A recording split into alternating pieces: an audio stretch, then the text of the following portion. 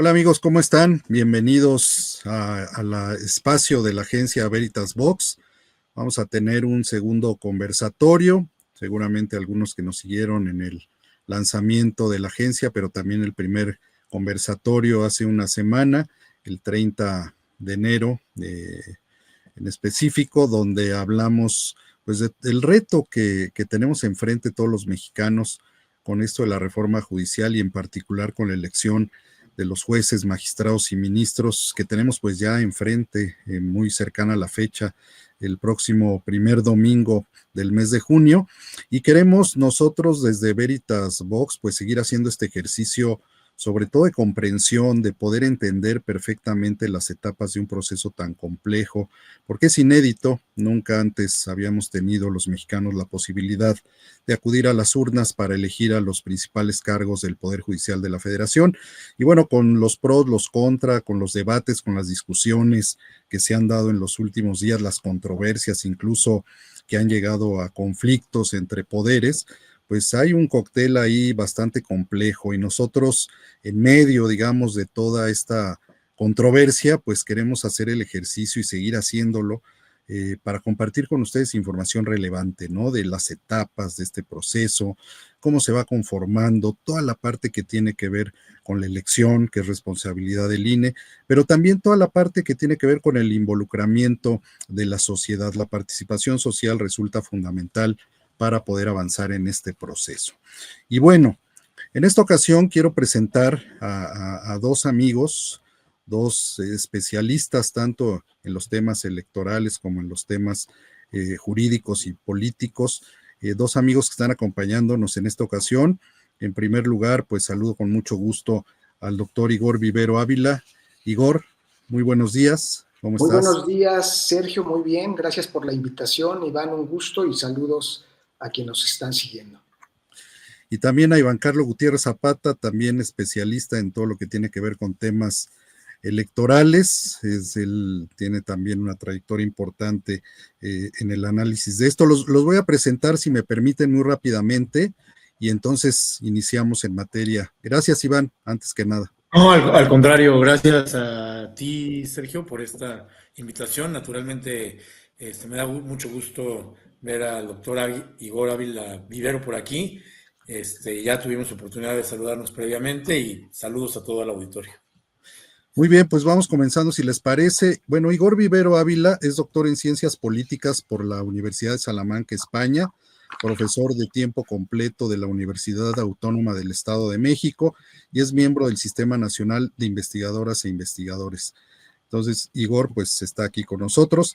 Iván Carlos Gutiérrez Zapata es doctor en Derecho Constitucional por la Universidad Pompeu Fabra de Barcelona, España, autor del libro La acción o recurso de inconstitucionalidad, estudio comparativo entre España y México, profesor de Derecho Procesal Constitucional en la Universidad La Salle y en el Instituto Tecnológico de Estudios Superiores de Monterrey. Simplemente unas pinceladas de los personajes que nos acompañan en este espacio. Y yo quisiera comenzar esta charla como para que ubiquemos en el tiempo y en el espacio el momento en el que estamos, ¿no? Y quisiera comenzar contigo, Iván, porque tú participaste en este proceso, te postulaste para participar en este proceso de selección, te inscribiste en alguno de los comités de evaluación que pusieron a disposición de varios especialistas y aspirantes en los distintos poderes de la Unión. Platícanos rápidamente, ¿cuál fue tu experiencia? ¿Qué sacas de ella? ¿Y en qué momento estamos después de que ya se están dando a conocer las listas, ¿no? Las listas de cada uno de los comités de evaluación, sabiendo lo que pasó con el comité de evaluación del Poder Judicial, que suspendió sus labores y tuvo que llevarse, digamos, una lista, un listado de postulantes del Poder Judicial al Senado de la República, vino el proceso de insaculación, etcétera, etcétera. Platícanos tu experiencia, Iván, por favor. Bien, bueno, buenos días a todos nuevamente. Bueno, pues creo que fue y ha sido una experiencia ciertamente, yo creo que no solo para mí, sino para todos los concursantes, pues ha implicado varios retos, ha sido desgastante desde alguna perspectiva también, en el sentido de, bueno, desde subir toda la documentación a la plataforma, si servía o no la plataforma, si había que posteriormente enviarlo a un correo electrónico y, en fin, todo el proceso que implicó postularse como candidato. Creo que también un poco la sensación que hay generalizada, no es una sensación particular o personal.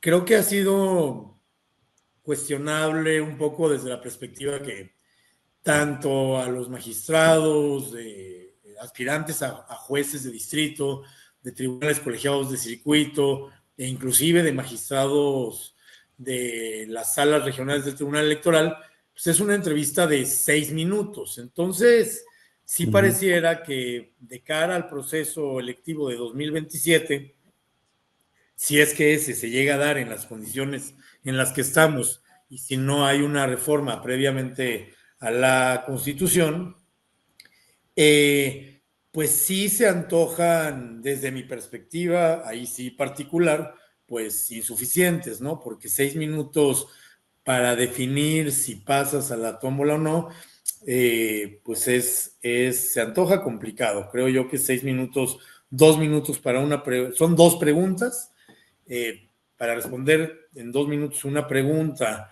en 2 minutos la otra y 2 minutos para dar, digamos, tu perspectiva o tu posicionamiento sobre la reforma, creo que es pues un tiempo muy limitado. Creo que tendría que ser más amplio. Y bueno, también entiendo pues la inmensa cantidad de participantes que hay, ¿no? Entonces, hacer entrevistas quizás no sea el mejor método. O, en su caso, si digamos, ahí hay quizás un problema técnico, yo les diría de legalidad, si me permiten acotarlo rápidamente, es que la convocatoria establece que te entrevistarán miembros del comité y no ha sido así. Te han entrevistado facilitadores. Entonces, pues ya dadas esas, y hay quien ha impugnado ante el Tribunal Electoral esta situación. Han dicho, pues a mí no me entrevistó alguien del comité y la convocatoria establece que tiene que ser alguien del comité. Entonces, sí, yo creo que si van a hacerlo vía facilitadores, así se debe establecer en la convocatoria y entonces pues, contratar a un ejército de facilitadores, ¿no? Porque entiendo que a un comité de 5 personas, pues es absolutamente insuficiente entrevistar a miles de candidatos, ¿no? Okay. Creo que fue la manera fácil de resolverlo.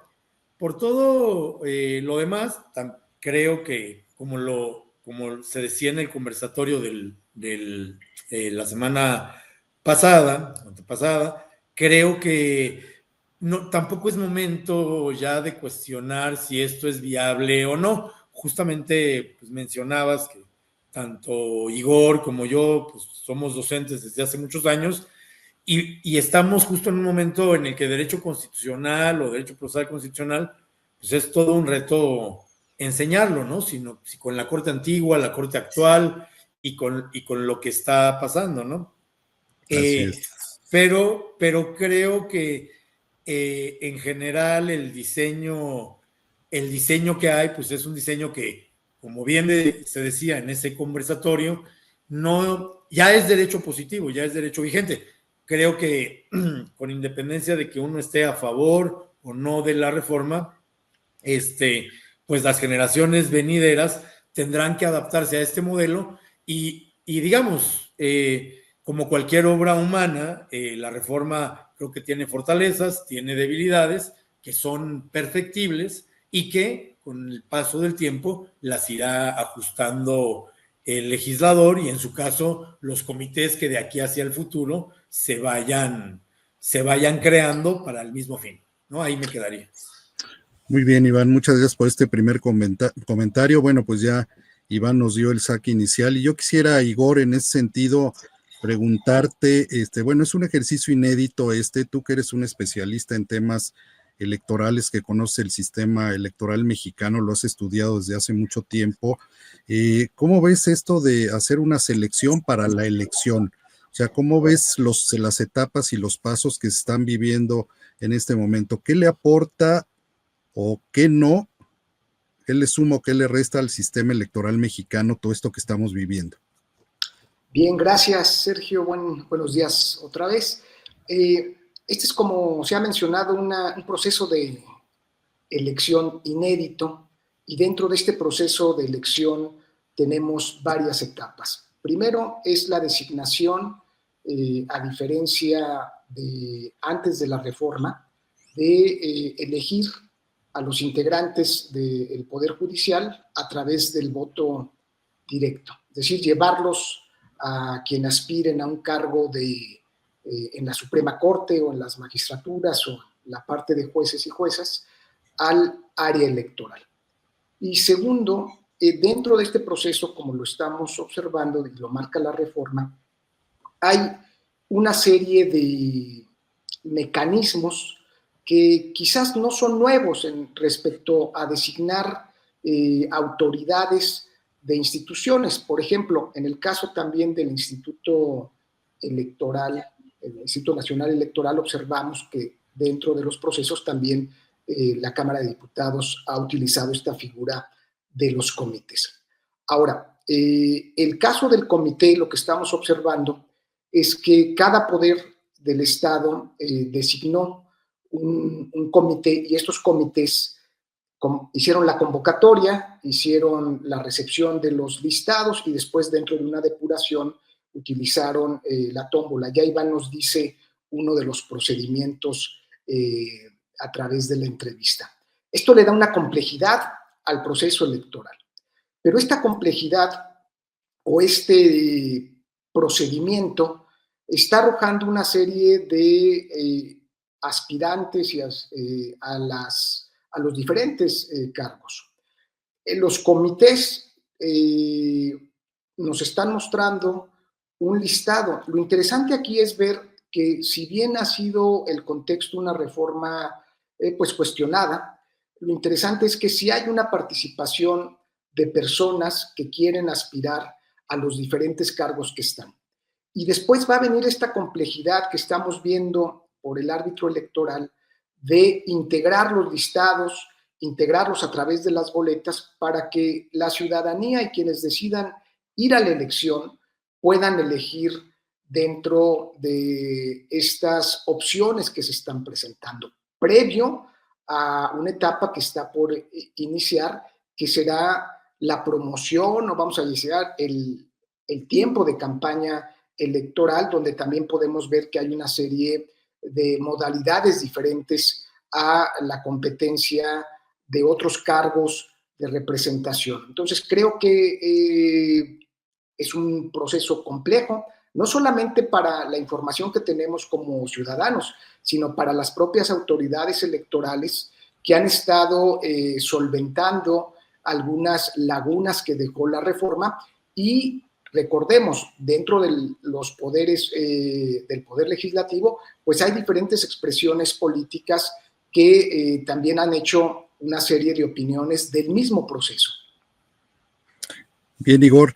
Bueno, pues estamos en esa etapa, digamos, donde ya los comités respectivos están haciendo los listados. Próximamente, pues, se mandarán al Senado de la República. El Senado de la República los tiene que integrar, los listados de cada uno de los poderes de la Unión, y posteriormente se van a mandar, como bien dice Igor, al Instituto Nacional Electoral, quien tiene pues la responsabilidad y el mandato constitucional de organizar esta elección.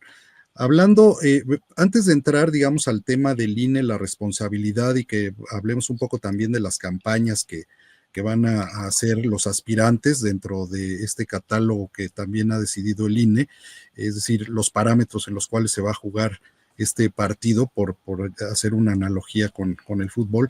Yo quisiera, Iván, tú que eres un especialista y que has trabajado en el Tribunal Electoral del Poder Judicial de la Federación por varios años, se ha cuestionado la competencia del tribunal como máxima autoridad en toda esta serie de dimes, de diretes que se han dado, de que si se suspende la actividad del comité de evaluación judicial, que si la competencia de la Corte y demás. Tú, como especialista en estos temas, ¿cómo has visto esto y en temas electorales, ¿quién es constitucionalmente la máxima autoridad electoral?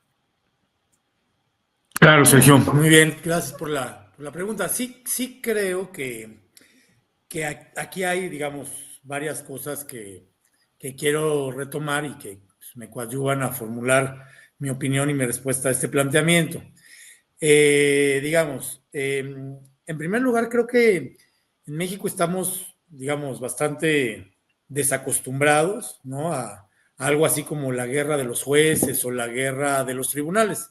Es bastante, esto ha sucedido, digamos, con mucha frecuencia en Alemania, en España. Por ahí hay incluso un libro de Rafael de Mendizábal, que es un jurista español muy famoso, que se llama La Guerra de los Jueces y narra justamente los problemas del Tribunal Constitucional Español con el Tribunal Supremo y pone ejemplos pues, de muchos países en los que han existido estos problemas competenciales entre tribunales constitucionales. Entonces, creo que la materia de competencial es algo inclusive a que el propio Poder Judicial de la Federación está acostumbrado los propios tribunales a declinar competencia y pasársela a otro tribunal colegiado o los jueces de distrito a transferirla a otro juzgado de distrito de otra jurisdicción o incluso desde hace años hay una contradicción de tesis entre la propia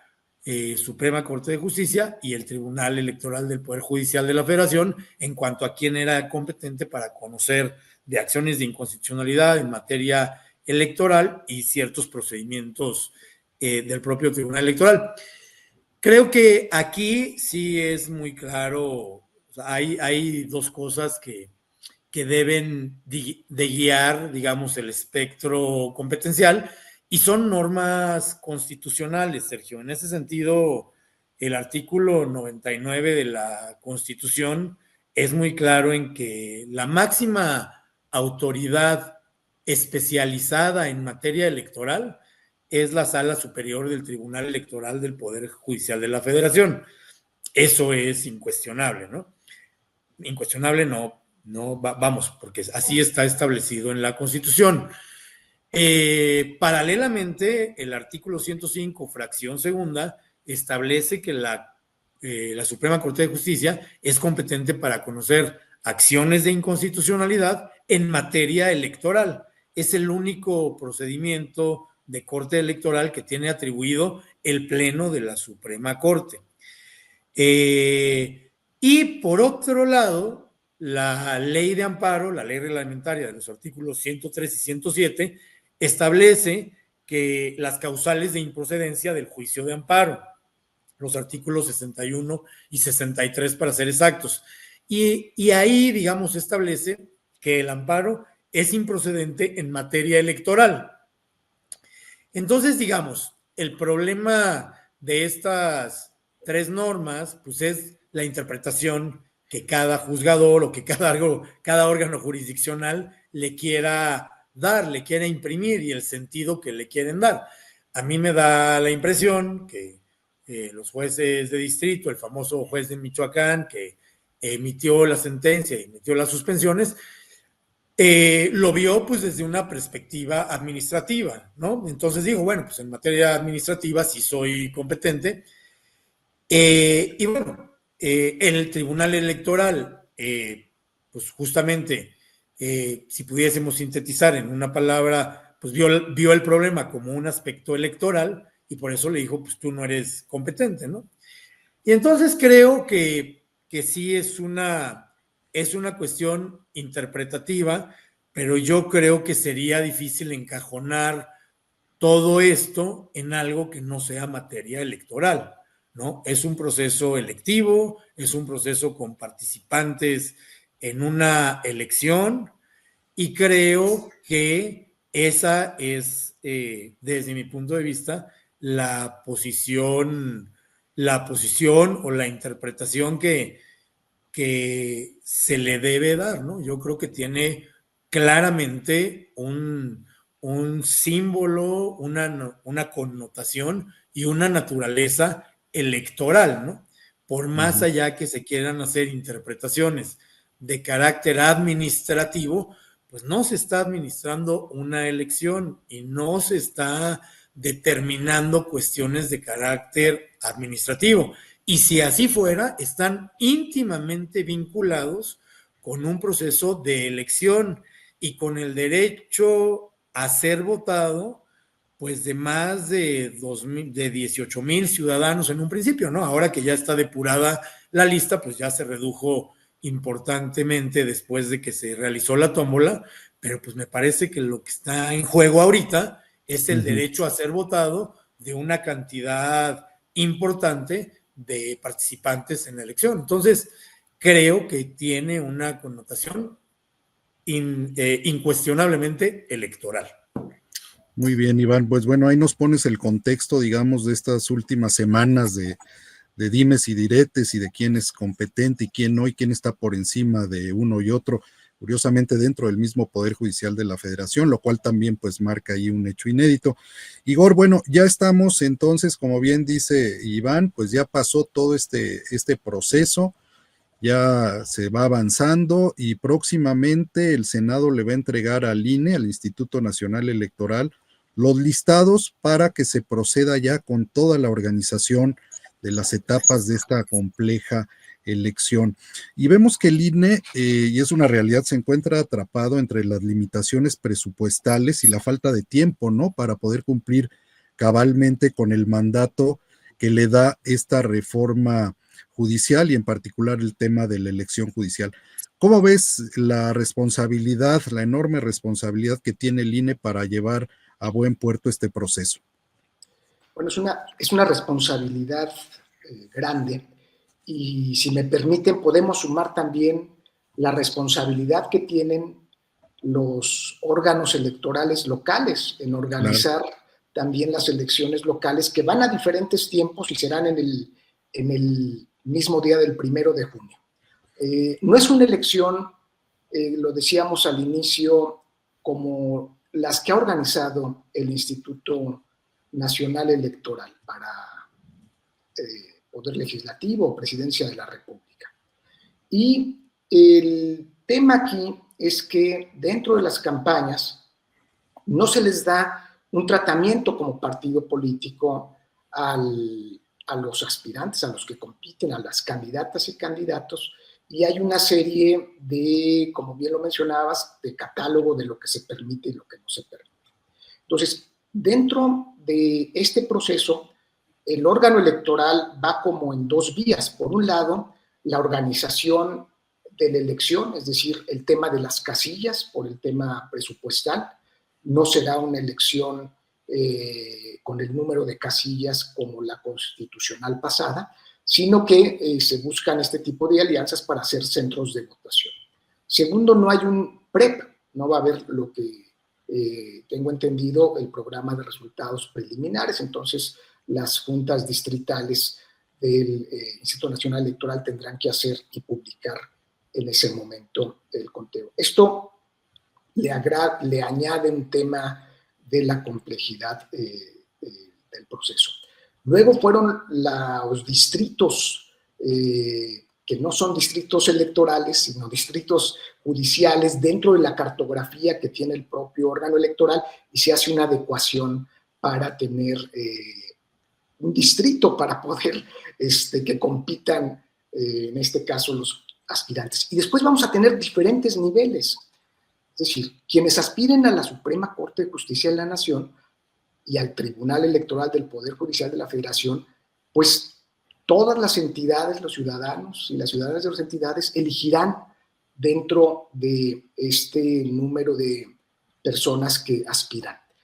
Y para ellos hacer campaña, pues va a ser muy limitado hacer una gira nacional en esta parte. Y luego, la restricción de los medios de comunicación en el acceso a medios del Estado, entonces les vas a dejar un espacio. Y aquí viene quizás algo que está presente y hemos visto en las diferentes campañas electorales, y es el tema de las noticias falsas o el tema de las campañas negativas. Es decir, si es un proceso de competencia como lo estamos viendo, ¿quién nos garantiza de que no se utilicen estas herramientas que están en la política de competencia. Entonces, ahí el órgano electoral también va a tener una cuestión, es decir, un adicional dentro del proceso. Uh-huh. Al final, el 1 de junio, va a haber un resultado.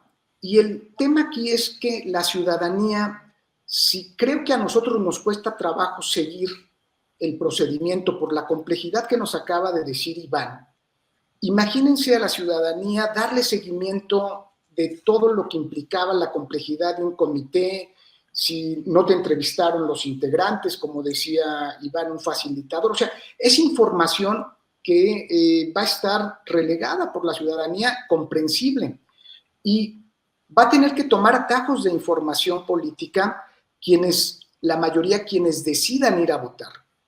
Y en esos atajos de información, quizás las redes sociales, quizás la información más en el grado de quienes aspiren a la Suprema Corte de Justicia, pues se puede tener, vamos a decir, un referente de las trayectorias. Y lo que observaremos para quienes estén más en el campo del derecho y eso, que ellos puedan identificar a quienes aspiren a ser juzgadores o a las magistraturas de los estados, o quienes estén más en el área electoral, a quienes busquen integrar las salas regionales o el Poder Judicial. Entonces, hay una gran cantidad de información.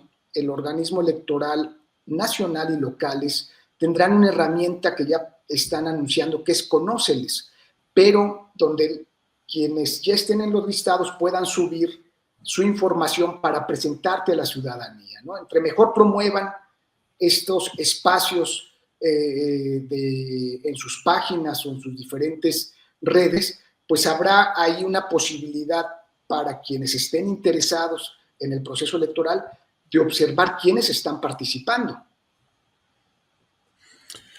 Así es, Igor. Sí hay una serie de cosas nuevas que bueno, tendrán que recurrir mucho a la imaginación los aspirantes dentro de estas limitantes de qué sí, qué no hacer, ¿no? Yo quisiera preguntarte, Iván, aprovechando esto, el tema de la fiscalización. O sea, tú has seguido de cerca y bueno, cuando tienes que enfrentar algunas de las impugnaciones, ¿no?, que se han dado ahí ante el Tribunal Electoral, que llegan allá a la Sala Superior, etcétera.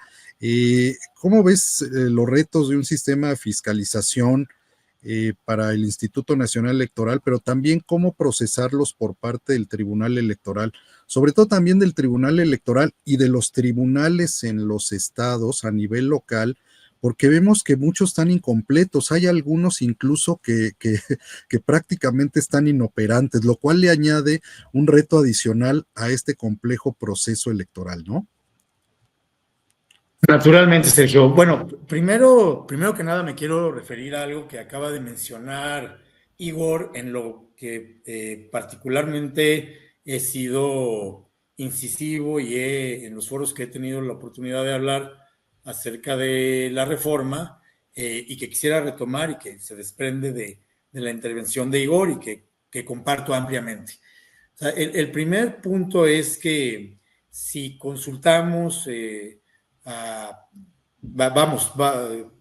simplemente a la ciudadanía que va caminando por la calle y le preguntáramos a 10 personas qué es la Suprema Corte y qué hace la Suprema Corte, de esas 10 personas muy probablemente ninguna sabría ni qué es ni qué hace. Y eso es una realidad innegable. Puede resultar incómoda, puede resultar frustrante, puede resultar, para muchos puede resultar incluso pues como lo reitero, inconfortable, incómoda y que puede ser algo que no guste. Yo creo que tampoco es así. O sea, así como muchos no sabríamos la fórmula de la energía atómica, la estequiometría o probablemente para hiperparábolas físicas, pues la ciudadanía tampoco está 100% obligada a saberlo, ¿no? Entonces sí creo que es un reto mayúsculo la elección. Y ya si nos vamos a qué es el Tribunal Electoral, qué hace el Tribunal Electoral, qué es el Tribunal de Disciplina, qué hace el Tribunal de Disciplina, que serían como las dos preguntas básicas, pues creo que sería algo bastante complejo, ¿no? La ciudadanía pues es mucho más cercana por la visibilidad que tienen y por años que tienen haciéndose las elecciones al Poder Ejecutivo y al Poder Legislativo. Pero esa es una realidad innegable. Y luego, efectivamente, también creo, como lo comentabas tú hace un momento, Sergio, pues es todo un reto, yo creo que un poco para todos los involucrados, para los propios candidatos y para el INE, ¿no? Y luego ya si las reglas de qué pueden hacer, de qué no pueden hacer, que ayer se publicaron, digamos, todas las prohibiciones que tienen los candidatos, sí creo que, digamos, el tope de gastos y digamos, todo lo que implica el proceso de fiscalización, pues el tribunal y el instituto son particularmente o han sido particularmente acuciosos.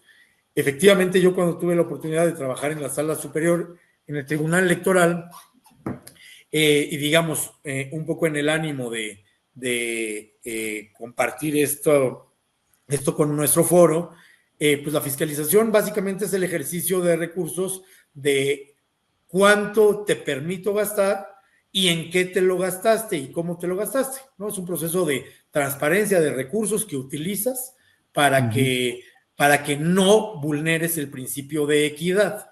Entonces, si te digo, todos los candidatos pueden gastar X cantidad, esa es la cantidad que puedes gastar y te dicen en qué la puedes gastar y en qué no te lo puedes gastar, ¿no? Son reglas que establece el INE y seguramente ese acuerdo estará por salir. Entonces sí creo que para este tema, particularmente de la fiscalización, va a ser muy importante que, digamos, el INE haga una campaña o haga, les proporcione a los candidatos información muy clara sobre cuánto pueden gastar, cuál es el límite que tienen y cuál va a ser la manera en que lo tienen que comprobar. ¿Para qué? O sea, justamente la idea es que tengan una base equitativa con los mismos recursos y que su visibilidad no sea mayor la del uno, la de un participante, que la del otro. Esa es la lógica de la fiscalización. Y que naturalmente, digamos, esta equidad no se rompa entre todos los participantes en la contienda. En mi experiencia, sí, el tribunal ha sido, cuando existe una denuncia de, hey, este candidato o esta candidata o este partido se gastó más dinero en lo que tradicionalmente estamos acostumbrados, que ahora ustedes saben que gran parte se gasta en redes sociales, pues se tienen que exhibir todos los contratos de redes sociales, de la barda, de los pendones, etcétera, etcétera. Entonces creo que aquí, digamos, hay dos actores particularmente que tendrán que ser muy cuidadosos. El INE en proporcionarle a los candidatos con mucha claridad la información de cuánto pueden gastar y en qué se lo pueden gastar y qué no pueden exceder de esa cantidad, naturalmente, o hasta dónde existe esa posibilidad de esa cantidad, y los propios candidatos de ser muy escrupulosos en esos gastos y que coincida en la información que le den el INE. Es decir, que se gasten el límite que les establezcan y en lo que el propio instituto establezca que lo pueden gastar. Muy bien, Iván. Bueno, si les parece, vamos entrando en la parte conclusiva de este conversatorio. Y les agradezco mucho su participación y vamos a tener una ronda más, si les parece, para que vayamos cerrando. Y yo, Igor, para que fuéramos muy claros en cuanto a la comprensión que nuestro público puede tener en este tipo de proceso y sobre todo en las campañas que se vienen de parte de los aspirantes a cargos judiciales, ¿qué diferencias sustanciales encuentras tú en cuanto a lo que es una campaña para diputado, para senador, para presidente municipal, incluso para presidente de la República, con esto que se viene ahora, que van a ser las campañas para jueces, magistrados y ministros del Poder Judicial de la Federación? Gracias, Sergio. Creo que la distancia más importante es que las campañas que mencionaste están respaldadas por las maquinarias electorales, por las maquinarias de los partidos que están promocionando, que cuentan con recursos. Recordemos que todo ejercicio político requiere de recursos. Y en ese sentido, estas campañas de jueces, magistrados, ministros, pues no van a tener el soporte de las maquinarias partidistas. Es más, no van a tener el soporte ni siquiera de las candidaturas independientes que ya están dentro de nuestra legislación. Entonces eso va a ser una novedad. Y por otro lado, en este proceso de competencia que estamos hablando, el órgano electoral y las autoridades, pues va a ser complejo si hay la tentación de las maquinarias partidistas de participar o influir o promover a ciertas preferencias. Bueno, creo que en este momento también la complejidad del mismo proceso no les da la información de esta cuestión, de cómo promover, pero al final son organizaciones de competencias. Entonces, ahí hay un tema que creo que ninguna legislación, porque entra en la parte de la informalidad política y eso lo hace mucho más complejo. Entonces, vamos a ver promociones sin este respaldo que tienen los partidos programáticos, muchas veces ideológicos, y sobre todo que cuentan con, en el caso mexicano, pues con un generoso financiamiento que les permite ser maquinarias electorales muchas veces muy exitosas. Permíteme quedarme tantito contigo, Igor, en el sentido de qué mecanismos existen o se van a dar para impedir que diversos intereses metan la mano en este proceso. Es que ese es el problema, porque vamos a suponer, como dicen los abogados, suponiendo sin conceder, que algún aspirante a alguno de los cargos, pues tenga afinidad con alguna de las fuerzas políticas. Pues puede ser de voz en voz, por decir, oiga, le invito a que participe, mira, hay elecciones. Primero informar dentro de estos personas que participan, que promueven el voto por las organizaciones. Y en un nivel de ciudadanos, si uno está interesado, oiga, sabe que va a haber elecciones, pues esta persona tiene estas cualidades, etcétera. Pero el riesgo estaría en lo que se ha generado también como clientelismo político, que haya una participación más directa de las organizaciones o inclusive de los gobiernos en sus diferentes niveles y se buscara apoyar o vetar algunas de las preferencias. Y ahí va a ser también un trabajo de los propios aspirantes y las aspirantes que estén ya en la lista. O sea, que tengan ese mecanismo, vamos a decirlo en política, como diría Hirschman, una herramienta en política es la voz de denunciar, ¿sí? Y ahí va a entrar a otro tema más complejo, porque ¿ante quién vas a denunciar? Un acto anticipado de campaña, por ejemplo. Otro problema que podemos observar es esto que conoces muy bien, que son, no sé si es correcto, infomerciales, es decir, de revistas que aparecen en un momento y entonces podamos ver un espectacular, no sé, como los que vimos en el proceso, inserciones pagadas, o lo que vimos en el proceso electoral del Estado de México y posteriormente en la Federación.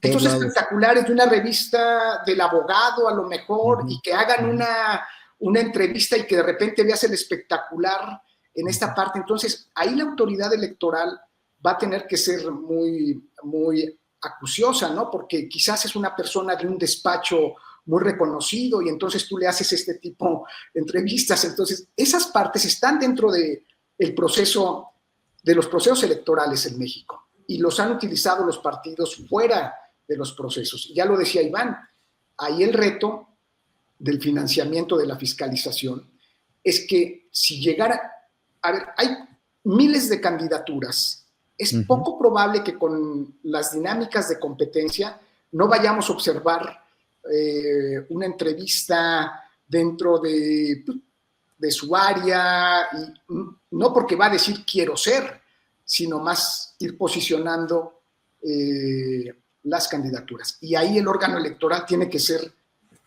pues, a ver qué le dejan también para poder maniobrar en esa parte, ¿no? Entonces, es muy interesante, pero es compleja, es una elección muy compleja. No cabe duda que estamos todos en una etapa, una curva de aprendizaje, ¿no? A partir de la reforma judicial y a partir de este proceso tan complejo e inédito. Iván, ¿tú cómo lo ves? O sea, vamos a hacer un ejercicio de imaginación, si me lo permites. Estás en una de las listas, apareces, ¿no? ¿Cómo invitarías a la ciudadanía a participar, a involucrarse y sobre todo, cómo te promoverías tú como candidato? Estoy abusando, digamos, de la confianza contigo y del conocimiento que tienes, pero creo que este ejercicio a lo mejor nos ayudaría a ubicar perfectamente en lo que decíamos, ¿no? Lo que sí, lo que no, y el tratar de ver por dónde me muevo, qué margen de maniobra tengo como aspirante, ¿no?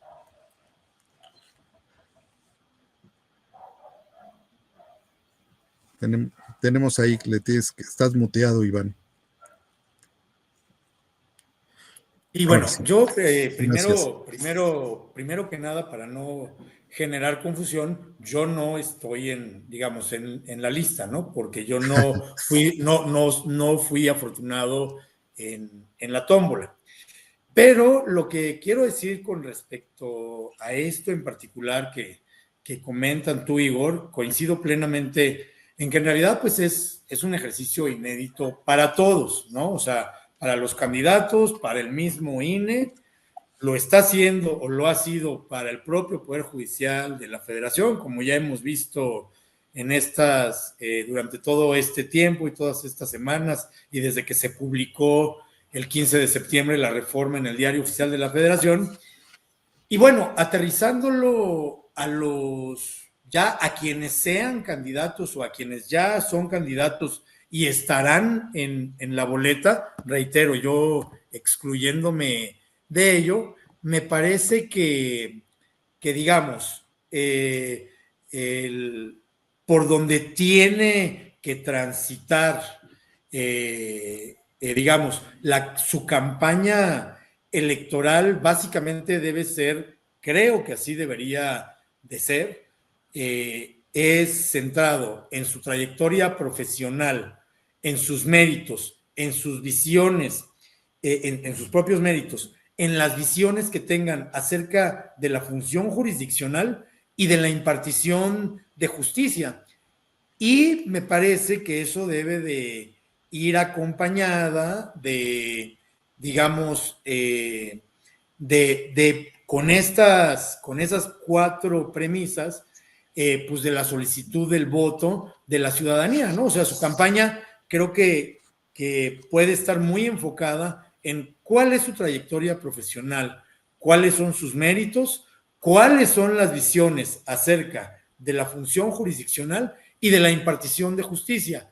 Me parece que estos elementos coadyuvan, digamos, a quitar, ya lo mencionaba Igor, esta dosis de politización que digamos, aquí no se trata de generar promesas de qué voy a hacer como partido, qué voy a hacer como candidato, etcétera, etcétera, ¿no? No tiene esa connotación.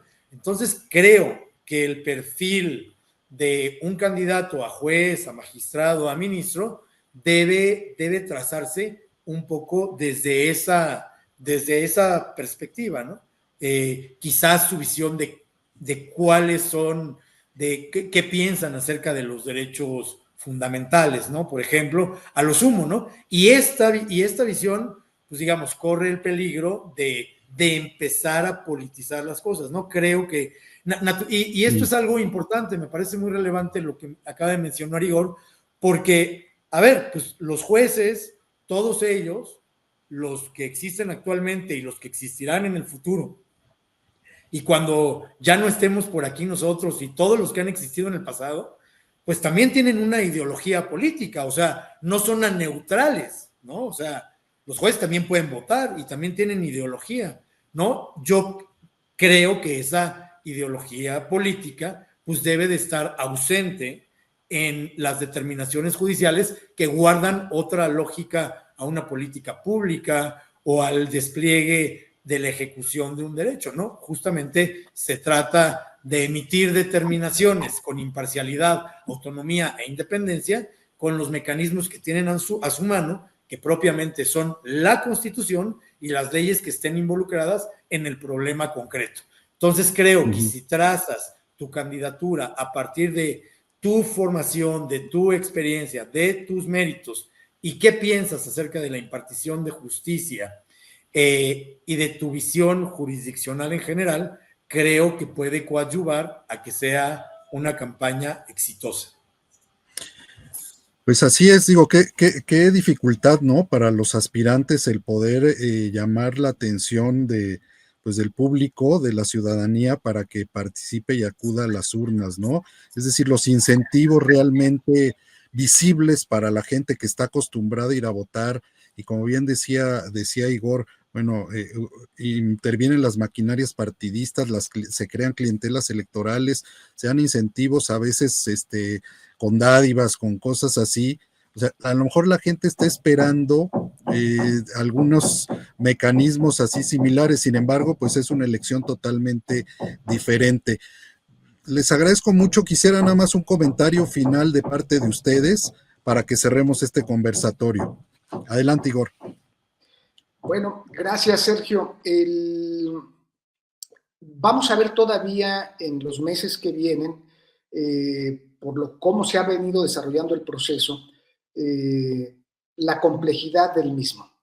Ahorita en el proceso vamos a llamarlo de selección a través de los listados que están por integrarse y de manera posterior, pues la etapa de las campañas electorales o las campañas de promoción. En ese sentido, también vamos a observar que tienen que competir porque pues tienen que contrastarse. O sea, no puede ser que no haya competencia, pues porque los enviaron a un proceso electoral. Y en esa competencia, a reserva también, o adicionando a lo que decía Iván, pues quien aspire tiene que decir que es mejor que los otros que van en la lista. Porque si no, ¿cómo va a poderse distinguir? Sí. Y van a tener que entrar a un proceso político, de socialización política. Y ahí va a estar uno de los aspectos fundamentales, es decir, tienen que convertirse en políticos profesionales quienes estaban, digamos, lejanos, como decía Iván, de sus preferencias partidistas. Supongamos que hay una zona que o un distrito donde el juzgador sabe que hay preferencia hacia algunos programas o opciones políticas. Dentro del margen tendrá que hacer una propuesta lo más cercana para ese elector. Y también el elector mexicano nos ha enseñado, las electoras, que puede switchar y cambiar de preferencias políticas, pero en la etapa de campañas, los integrantes, a los aspirantes para el Poder Judicial tendrán al menos que en esos meses convertirse en políticos y políticas profesionales. Totalmente, Igor. Muchísimas gracias, Igor, por participar con nosotros. Y ahora, Iván, un comentario final para cerrar este conversatorio de tu parte, por favor. Claro, bueno, pues creo que es muy importante sensibilizar a los, sobre todo a la ciudadanía, digamos, al elector. A mí me preocupa mucho, digamos, la participación ciudadana. O sea, creo que el gran enemigo con todos los ingredientes que esto implica es justamente el ausentismo el día de la elección. Entonces sí creo que los candidatos tienen sobre todo un gran reto, y que es justamente el ausentismo en el día de la elección. Entonces, pues desde esta perspectiva a mí me gustaría que el INE hiciera, digamos, todo lo necesario para que la ciudadanía esté un poco mejor informada, que le aporte los elementos para que conozca los currículums, la trayectoria de cada uno de los candidatos, que yo sé que es materialmente imposible que todos puedan checar los currículums de todos. Y sí, coincido justamente en la parte que decía Igor, pues tendrán otro reto los candidatos, que será acercarse a la ciudadanía de la mejor manera que ellos consideren. Y sí, indudablemente, incuestionablemente, digamos, tendrá que ser a partir de su visión y de su ideología, me parece, e insisto, de la impartición de justicia, de la función jurisdiccional e indudablemente de sus derechos fundamentales. Creo que esos son los grandes retos que implica esta elección para todos los involucrados. Así es, pues muchísimas gracias, gracias Iván, gracias Igor por participar en este espacio de la agencia Veritas Vox, donde estamos interesados justamente en darle elementos de información y análisis al público que nos siga para poder entender o tener una comprensión mayor de lo que implica este complejo proceso electoral. Muchísimas gracias. Esperamos que no sea la primera y única vez que participen con nosotros. Este micrófono, este espacio está abierto a sus opiniones, comentarios, conforme vayamos avanzando en las distintas etapas del mismo. Gracias y hasta la próxima. Muchísimas gracias, Iván, Igor. Y a ustedes, amigos que nos han seguido en este espacio, los esperamos en el próximo conversatorio más bien, aquí en el espacio de Veritas Vox. Muchas gracias, soy Sergio Zeta, hasta la próxima.